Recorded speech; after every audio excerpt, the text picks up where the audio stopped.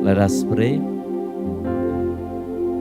Dear Heavenly Father, we come before you today with heart full of gratitude. Thank you for every graduate present today, as well as congregation, for their endurance, growth, and every step of the journey as they prepare to enter a new season in their life. Fill them with courage, purpose, and peace. May this service be a reminder that you are with them, not only in victory, but also in pressure, in waiting, and even in pain and suffering. Bless as we want to reflect your word. Empower us with your Holy Spirit, and believe that your word will change and transform and give us purpose and meaning in our life. We want to dedicate this reflection of the word under your name. In Jesus' name we pray. Amen. Please be seated.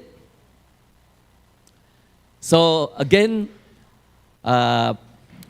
this is a special meeting, especially for me personally, because we want to dedicate this service for those that graduate this year. But especially on top of that, I just share that yesterday my mom was celebrating 90 years birthday. Yeah. Believe it or not, my mom 90 years and my dad 92 years. And I am 17 years. No, yeah, almost 69 years. Yeah. So, can you imagine that? And I think Yuli and others yesterday, we celebrate together, and then she counted. I never count that, but for the first time I heard, according to her counting, my mom and dad reproduced into, including in-law, 52 children, grandchildren, and great-grandchildren. 52, man. That's amazing. It's amazing. Yeah. So, but today, I would like to speak especially to congratulate the graduate. Sometimes to all of us, maybe sometimes we need to look up on a clear night, and we can see, when I was a Boy Scout, especially with they like scouting, when I was young, but I like climbing and like also camping. So in the middle of the night, usually I just lay down, on the grass, and I stare to the sky. I saw thousands of stars shining in the darkness. Did you know how the star was formed? Yeah, I just read, Actually, I tell you, stars are formed when massive cloud of dust and gas collapse under their own gravity. It's dark, chaotic, even explosive. But out of the pressure, a star was born. That's the journey of the graduate. Every semester, every year, at least in my university, there are 4 different cycles of graduation.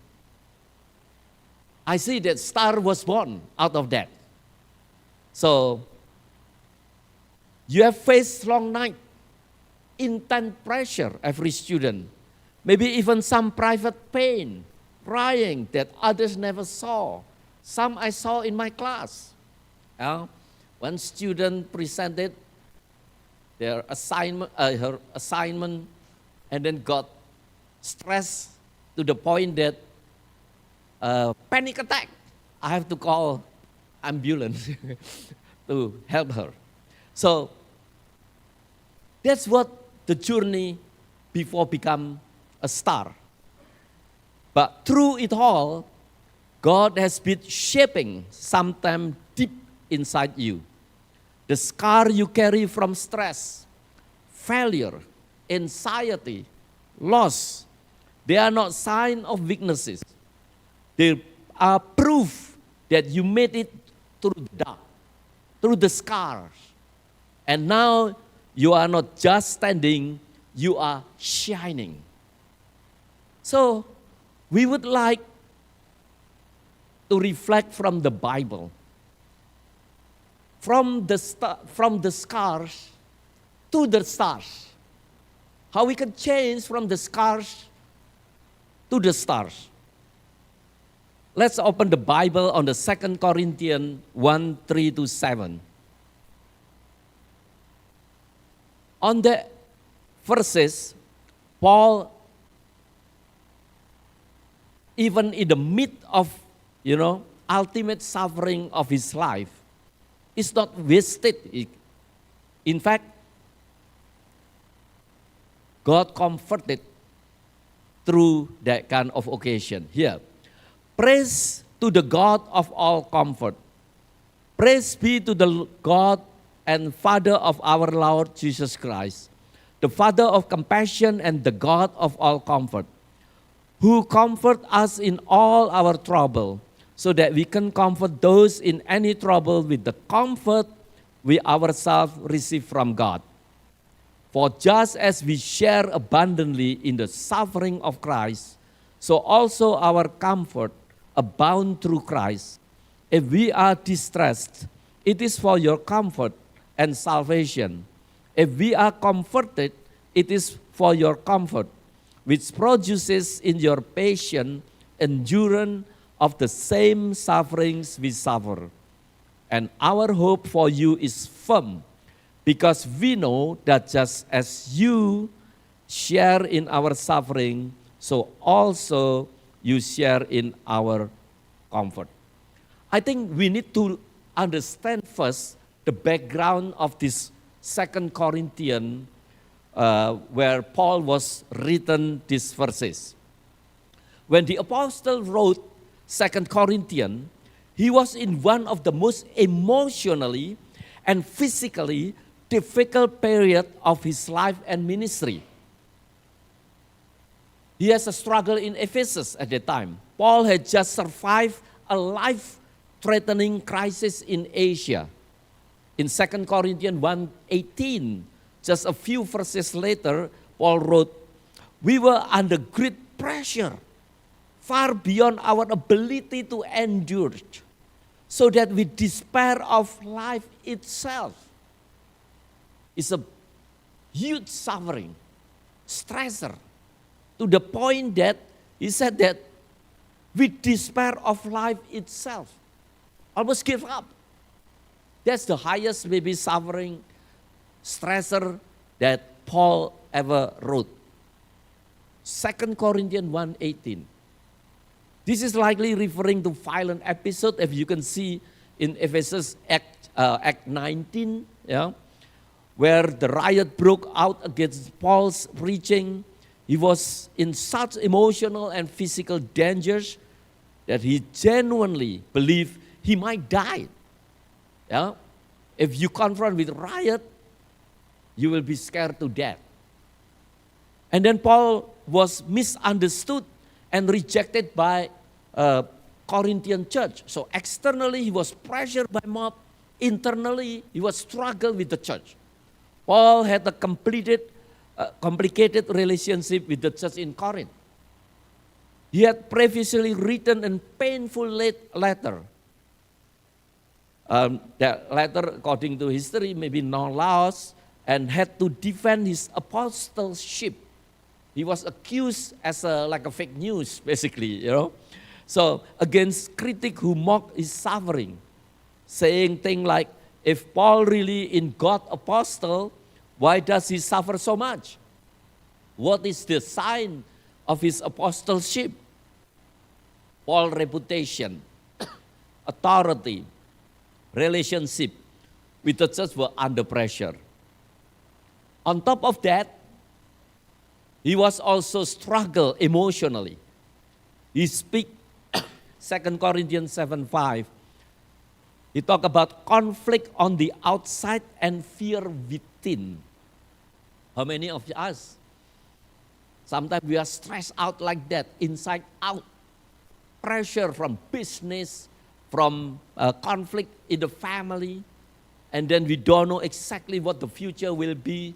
Also the country, maybe, political turmoil. You've been pressured inside out, external and internal, from the church itself and also outside. The highest suffering, stressor that Paul talked about that.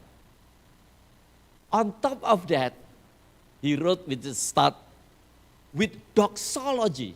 Bless the Lord. That's amazing. Huh? So the question is, why this matter in 2 Corinthians 1:37?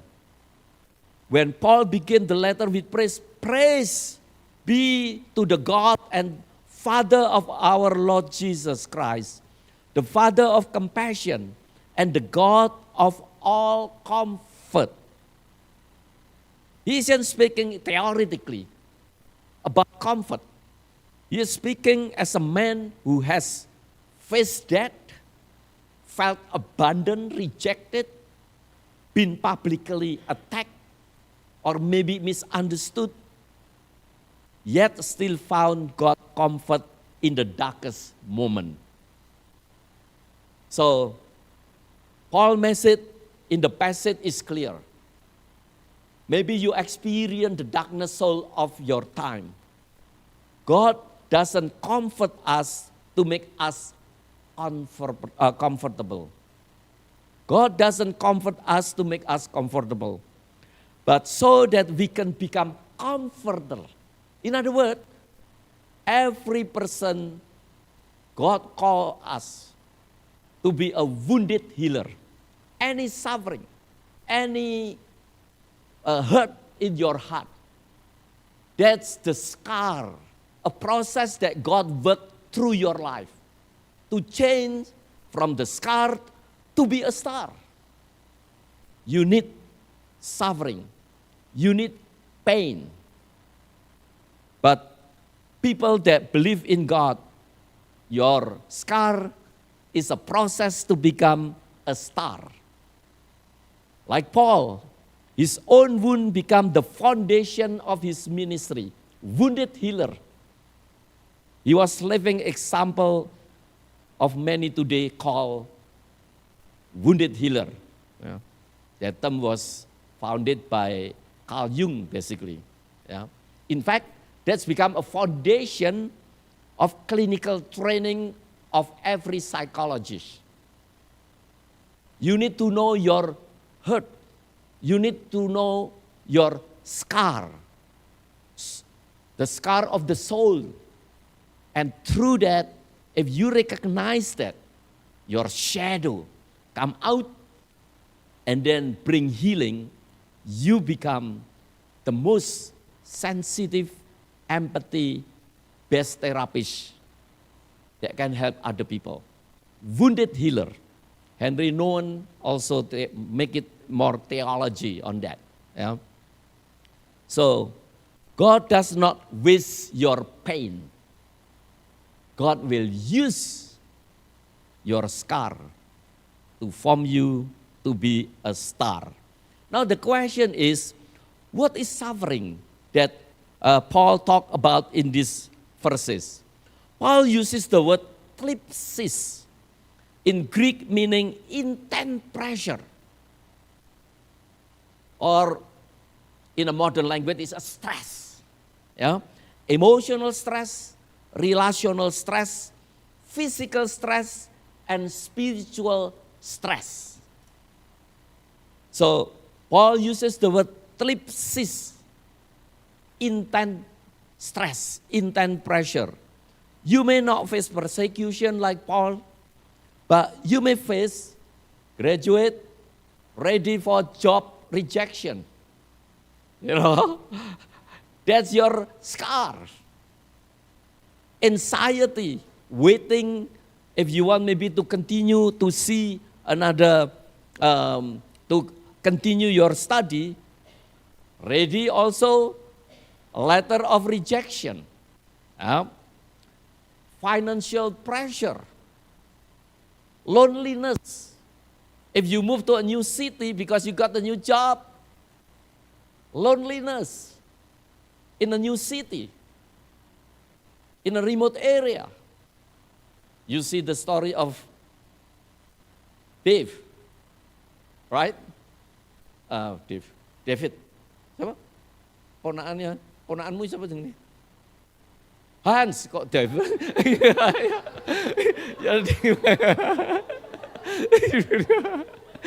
Hans, yalah, maklum 69. By the way, by 80, almost 50%. Yeah, 50 or thank you so much. This is, yeah. Maybe they have a scar, you know, sensitive and empathy. I need to.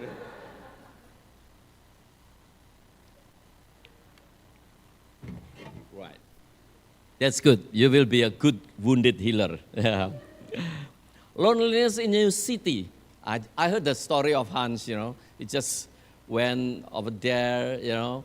You cannot walk, and then he just bring, he think that it's the best way to save money is just not buying a car, instead using bicycle. In the middle of the maybe afternoon or evening, he just try to, you know, use the bicycle every day, and suddenly, you know, a truck, or not a truck, I don't know, like a car hit him and then ran away, and he was bleeding and lost his teeth. But I checked, the teeth is come back now. I don't know, you know, but you know, can you imagine that?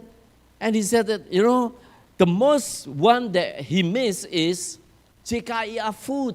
That's what he said, you know, because no good food in a remote area, in the village area. Loneliness in the city, yeah. Grief of a broken dream. Maybe you have a certain expectation in life. You try to achieve to enter university, and up that, not the university that you want. So, grief of a broken dream. All that one is your scars. Yeah? So, that's what thlipsis. That's what stress.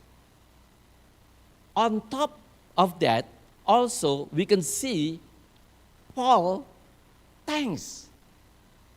Seeing that scar not as, you know, a tragedy in life, but he can be thankful. Now the question is why? Be thankful as you enter world that hurt. Why Paul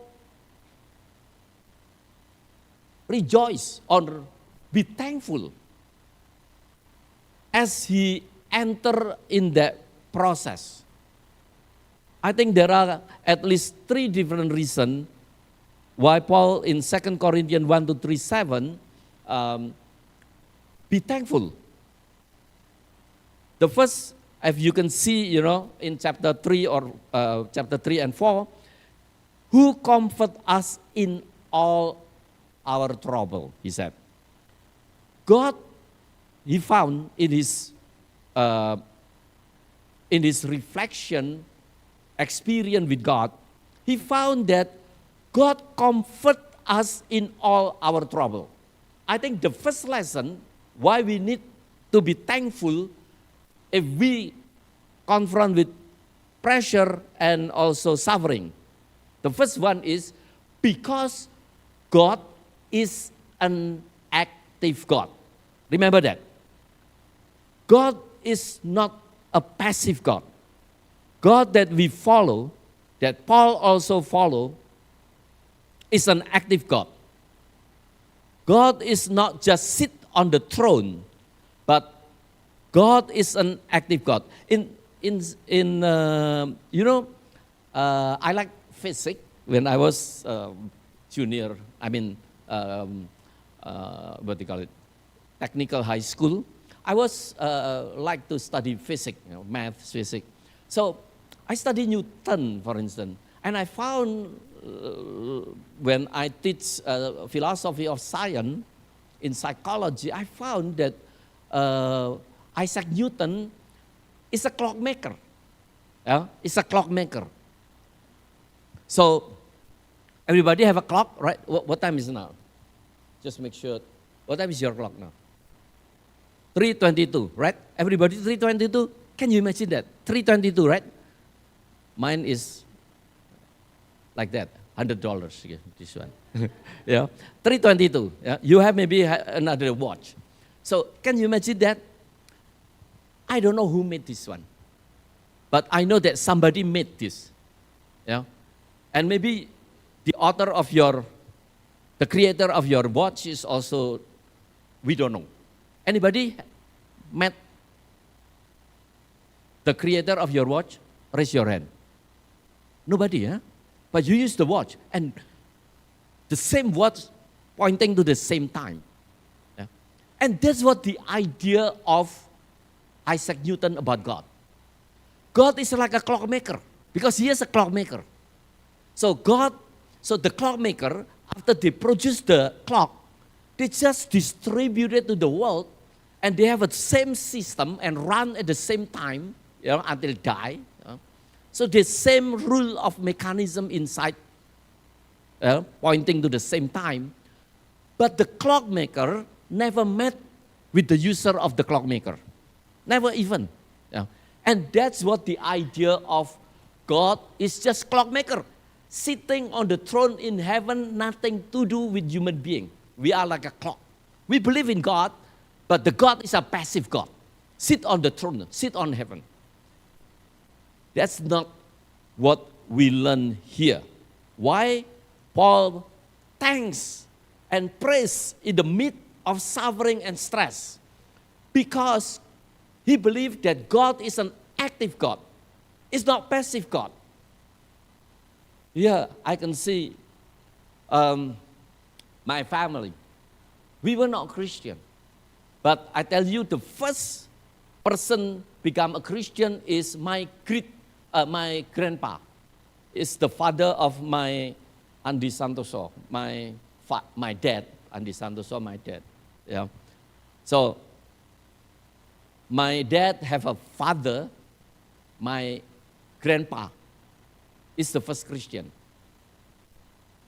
He lived in Cianjur in West Java, and he cannot speak Indonesia. So when he came to Semarang, we live in Semarang, all of us is not religious at that time. And all of us, except my dad, can speak Chinese. But all of us doesn't speak Chinese. If hearing Chinese, it's like a speak in tongue, basically. So, but anyway, every time my grandpa came to Cianjur, to Semarang, everybody become a Christian. My dad and my mom is not Christian. They are shaman, dukun, because they like play lottery.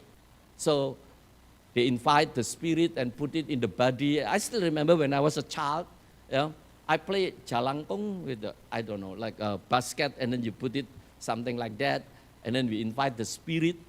When I was a child, I lift that basket, and then who is coming?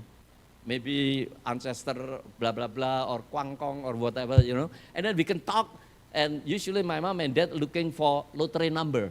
Oh, for this week, what is the lottery number will come up, That's the way they try to survive in poverty. But that's the way I learned my first spirituality. There is something beyond this world that can intervene in this world. From the otherworldly can come on this world. And we can access that through shaman. That I learned spirituality actually. There is something beyond that. That's the way my parent knows. But when my grandpa coming, everybody, from in the morning, my grandpa is just very interesting man. Yeah? In the morning, wake up, 7 o'clock, come on, women talk out. I remember, that's the only Mandarin that I know, women talk out. Ngerti gak kamu? You understand? Yeah. Women talk out, ayo.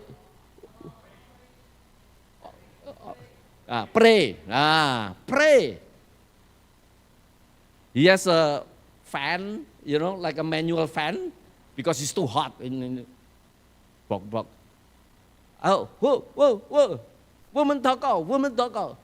Oh, boy. And then we just climb down and then, breakfast. Everybody my dad is, the whole family, sit, woman talk. It's bahasa lidah, it's of speaking tongue. I have no idea what he's talking about. But I learned, hey, there is something. Before we go, for instance, women talk. I saw with my own eyes. He took like a vitamin or anything. He always pray. He and his wife, grandma, grandpa, always pray. Pray. I have no idea at that time, but that's what I learned. Yeah. Guess what? August 1979. I became a Christian March 1979. I started to pray with my mom for my family. At that time, I think all my brothers and sisters already going to Sunday school, but I don't know whether they are real Christian or not. I was kebatinan Jawa at that time, and then converted into Christianity, and we pray. And suddenly, that morning, my mom is still here. Yeah. She was collapsed, unconscious. Make the story short, she met with Jesus. Yeah.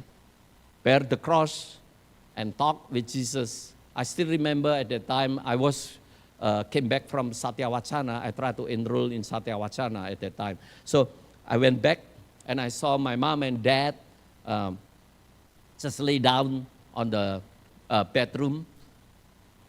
Her eyes was swollen, and I said, "What happened? What happened?" "Oh, Mom almost died. Jesus is coming. Jesus is coming. We need to go to church." My dad never been to the church, and not hate, but just doesn't like church.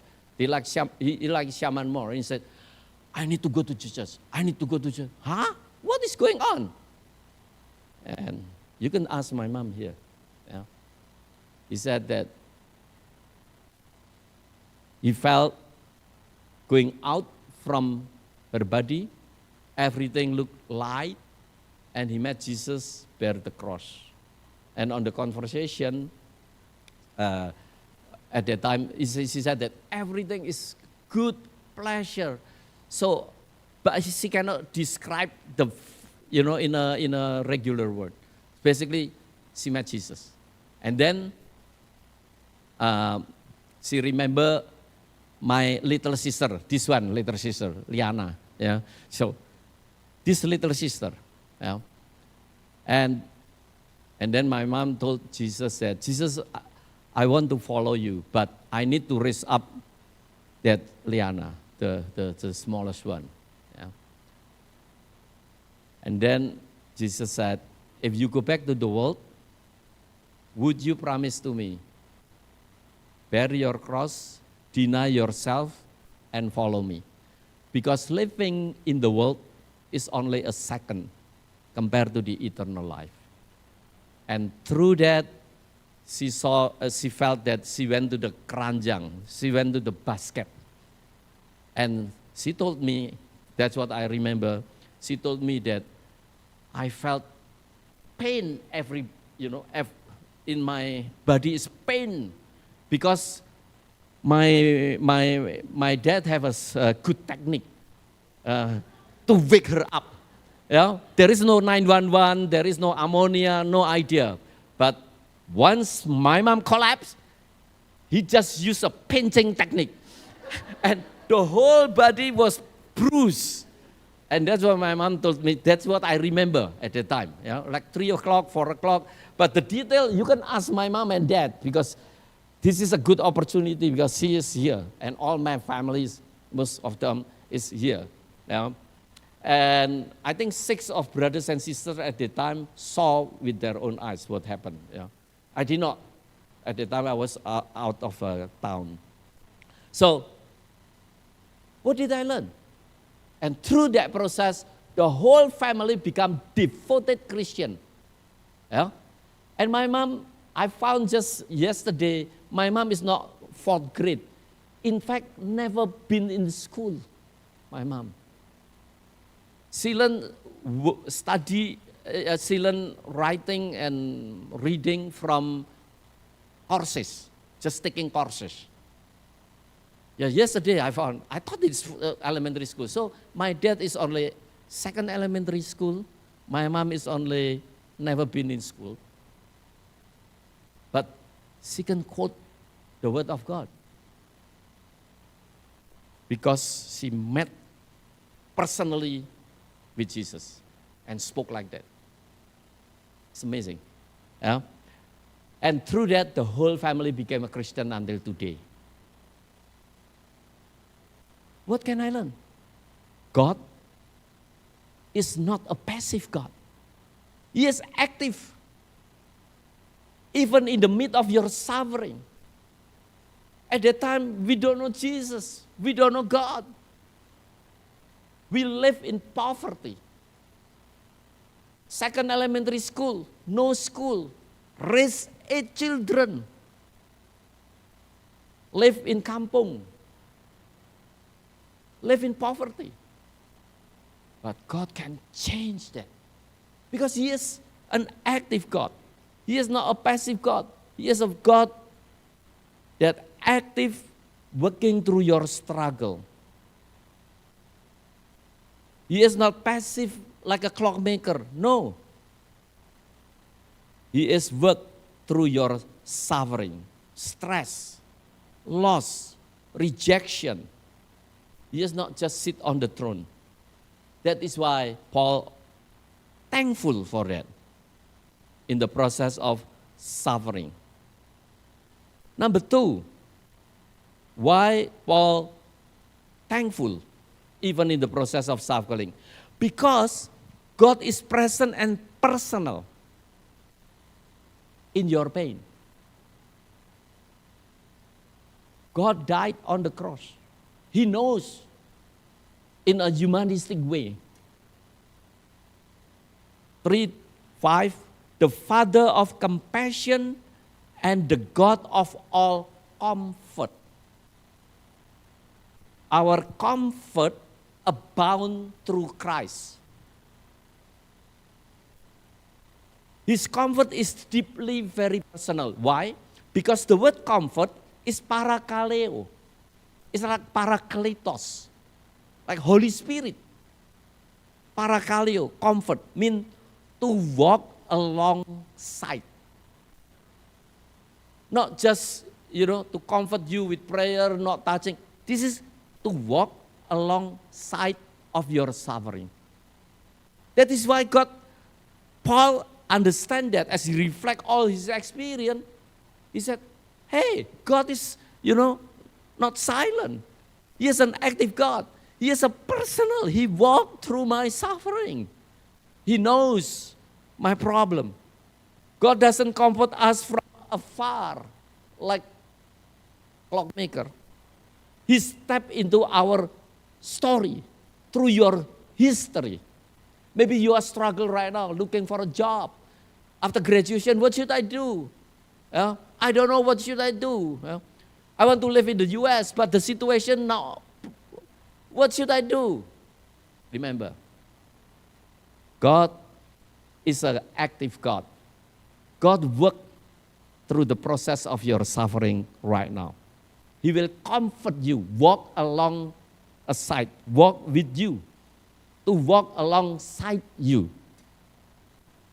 So, I think a couple weeks ago, I like the illustration that Pastor Stephen gave, that suffering is like, in the Japan they call it kintsugi. I saw one of my professors also at the time give a devotion, and give a picture about kintsugi. So basically broken clay.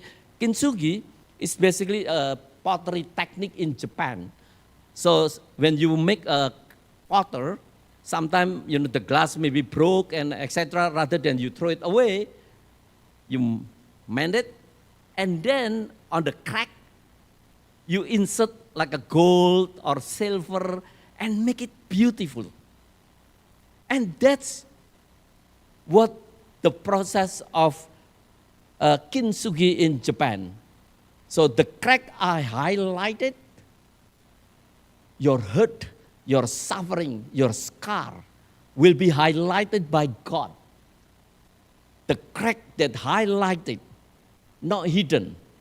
A symbol that brokenness can be beautiful. Yeah? God doesn't erase your scar, your suffering, your rejection. He redeemed it, make it beautiful. Whatever your experience is. Jesus walked with you in the darkest hour. 2 Corinthians 1:5, for just as we share abundantly in the suffering of Christ, so also our comfort abound through Christ. Number 3, why we need to thanks even if you are in the process of suffering. Because healed wound become instrument of healing. Your scar create you to be a star. You want to be a star? You need a scar. Because healed wound become instrument of healing. That's what wounded healer. So that we can comfort those in any trouble with the comfort we ourselves receive. You can see on the 4B. So that we can comfort those in any trouble with the comfort we ourselves receive.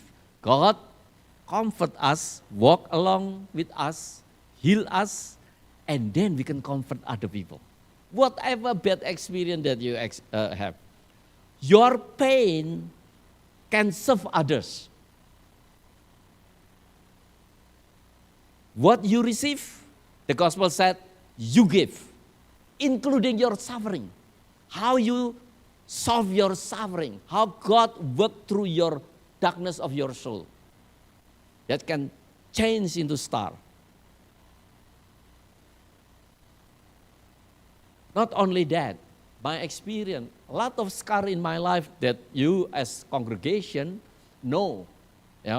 My struggle, how I come here in the United States with $65, how when I was a businessman, my mom and dad is still here. When I was a businessman, I think at the time, successful businessman, I left everything to my dad at that time.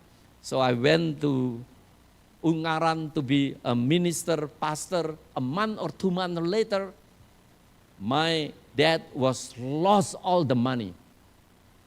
I count, I asked a couple or, another time, I asked my dad how much at that time, including, it's around $100,000 US, 1986. Around $100,000 US. I was not a stupid businessman, I was succeed. I left everything to my dad, and then I went to Ungaran to be a minister. And somebody, basically scammed him. Scammed him, and he lost everything. Including, in fact, a couple, maybe last year or so, my dad still pay because of 1986. Because he owed some friend. At the time she was, that person doesn't have money, but my dad told me that, when I went back, I still pay my friend. Because I still remember at that time I owe him. At that time, I still remember my mom called me and said, please come back because dad was suffering, depressed, and the business need to pay money. Also the student, all the children also, we need food and money. And we don't have money. So I came back to Semarang at the time, and we loaned money from a friend, and we paid 10% interest every month, just to pay the employee at that time. And I tell you, not a penny that money come back until today. But at that time, I saw all, my family, my siblings, they start to work.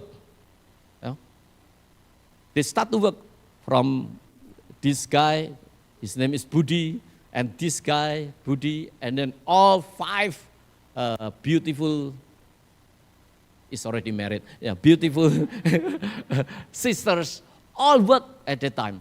So we survive. That one is still maybe junior high, all work, we survive. But that money never come back. That's the scars. Very difficult. I have to kneel down while, I live in poverty at the time and pray, and also the church is still small, and we pray and ask, what should I do? And I trust God. Share pain can build community. Many times I just use my pain to share with you. And today we have a church. Not only in here, Indonesia, Canada, I just came back. And this coming August I will go to Australia and all over the world. Come from the story of the pain and testimony, how we thank God in the midst of suffering. Because God that we follow is an active God. It's not a passive God. God that we follow is walk alongside us in a personal way. And God that we follow, Paul also talked about use your scar into a star. Because the heal wound become instrument of healing. Your story, your relationship with God, your pain can serve other people's life. Share pain will build community. So now the question is how can you be thankful in the pressure world? How we can still be thankful even in a stressful situation? Number 1, recognize that suffering shaped you. Remember that. You can survive and still thankful because you are in the process. The suffering is not end with it itself. Recognize that suffering shaped you.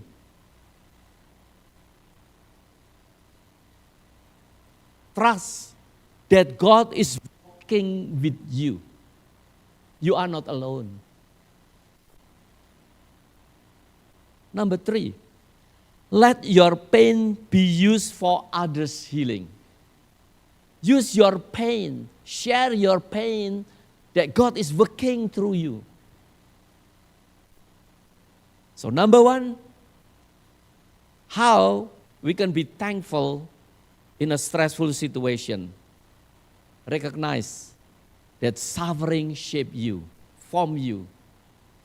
God forming your life. A couple years ago, I was in Labuan Bajo. And beautiful beach, And I was amazed because there is a lot of farm, oyster farm. And I try to observe how they make to change using oyster to produce pearl, beautiful pearl. There are blue, I saw the blue beautiful, the white one is a salad, but blue, green is amazing. And the process starts usually, the oyster was inserted with something painful, like a sand, for instance. And then, in order to immunize, to reduce their pain, so the oyster will produce like a saliva, and they call it an nacre or something like that, It's just, they cover it, layer by layer by layer. And through that pain, through that scar, through that process, they change into beautiful pearl. And that's what our life. Every suffering, God is actively walk with you. God worked through your life. What happened when you learn gratitude in suffering? You become tender, sensitive, and brave, courage to confront with your suffering, with your failure, with your rejection. Your scar become sacred stories. You are the wounded healer. Either you fail in life, in business, in education. I was failed in education. I count, just before I preach this one. After I graduate from electrical high school, technical high school, I graduated that, and then I tried to enter university. I took 11 years before. I graduated in 1979, 76 as a college. As a high school basically. I graduated high school 1976, and then I tried to enter university. How I struggled, failure to failure. From failure to failure, I tried to look to enter in Institute Technology Bandung at the time, but I failed. I tried maybe 2 or 3 times. I failed. And then I tried to go to Satya Wacana for looking for English literature. I got accepted, but my mom and dad not able to pay the tuition and like a deposit money, 500,000 rupiah at that time. I cannot pay that. My family cannot pay. So I failed. So I tried to enter Undip 11 years after that, because in the process I tried and then tried 11 years before I entered in 1980. I was accepted at Universitas Diponegoro in English literature. And then I studied that 11 years, after high school, and I graduated in 1987 before I came to United States. So I was 32 years old after, 23 years, try to achieve, to graduate from high school to bachelor. And then I went to United States with $65 in my pocket. Even I haven't graduated from Undip at that time. My mom and dad accept my certificate. By the way, I'm not stupid, I think I was the best student when I graduated at that time. You can imagine that 23 years, So I graduated, went to United States with $65. But it's not late. In 13 years, I got 3 master's degree and 1 PhD. And now, you know what I mean. Yeah. So 24 years I've been become a professor at California Baptist University. So after 23, that's my scars. There's a lot of pain, there's lots of, rejection, a lot of crying, a lot of, I don't know what I'm doing here, a lot of very difficult situation. Yeah. That is why you become sensitive, tender. But at the same time, you are not afraid with challenge in life. You are not afraid with suffering and stress. Because we believe that God is an active God. And God walks personally through your suffering. And God can change your scars into stars, into your calling, to serve other people. That's my scar told me. So ultimately you can see the Bible, Jesus died for us, for your scar. Jesus rose with his scar, will showing not because he failed, but because those scars tell a redemptive story. Don't blame yourself. Oh, I'm a failure. No, God already died for you, for me. There is no failure. Every scar is a potential to be a star. What will your scar say about you? Are you a failure? Or I am a redeemed person. God called me through my suffering to serve people that suffer the same like me. Wounded healer. Will you allow God to shape you? Redeem your pain. Don't blame yourself. I'm a failure. I don't know what I'm doing. It's okay. God is working. Redeem your pain and send you as a comforter to others. Graduate, maybe you are struggling today. Maybe some of us struggle in your life. Whether you are afraid with the future. Remember, we need to praise God. Why?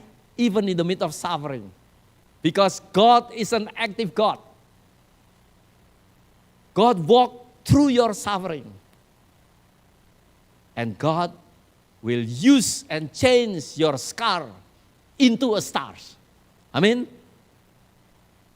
Happy graduate. And God bless you. Let us pray.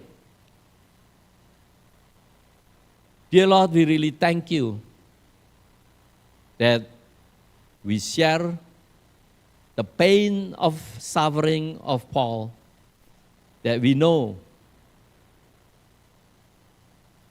that you can change our scar into star. For every graduate stepping into the unknown, remind to all of you that you are the potter, the healer, the friend. Take every pressure, every wound, and make it beautiful. Shape them like pearl, O Lord. Strengthen them like diamond. Send them out not just with degrees, but with heart full of compassion.